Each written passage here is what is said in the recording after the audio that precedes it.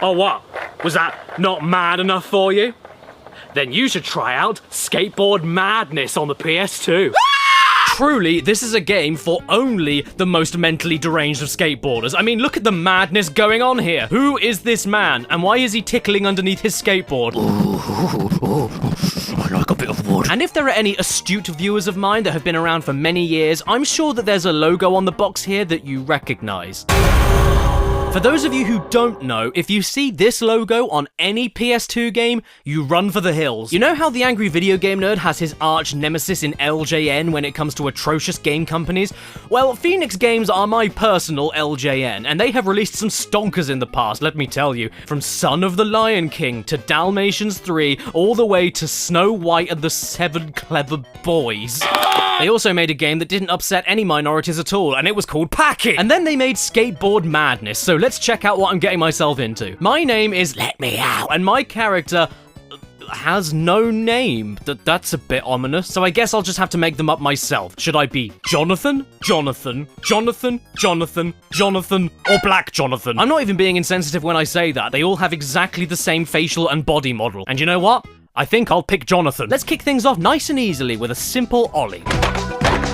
This bodes well. I just played a game with a jetpack mode, and even then, that game has more physics than this. What happens if you run into a rail? What happens if you jump on a rail? What happens if you jump up and try to do a 180 spin? What happens if you try to jump up a flight of stairs? What happens if you run dead straight into a wall? What happens if you go up a ramp?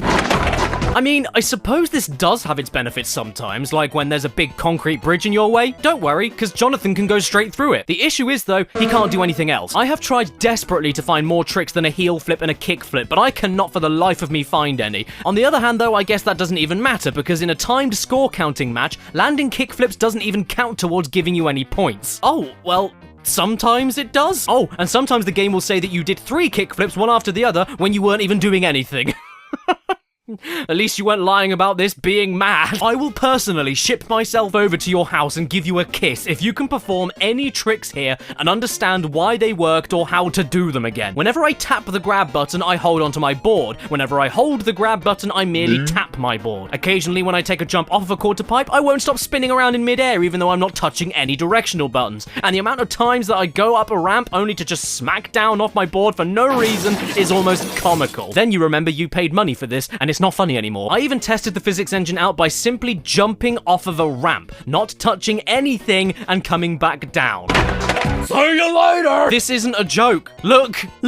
Come on, Jonathan, you hateful shrew! How useless could you possibly be? Don't make me get another Jonathan out! The only good thing I can point out with this game is the fact that whenever you bail, Jonathan doesn't ragdoll or anything. He just turns stone dead and gives up, wondering how he got into this mess. And by the way, guess what year this game came out? Yes, I didn't make a typo.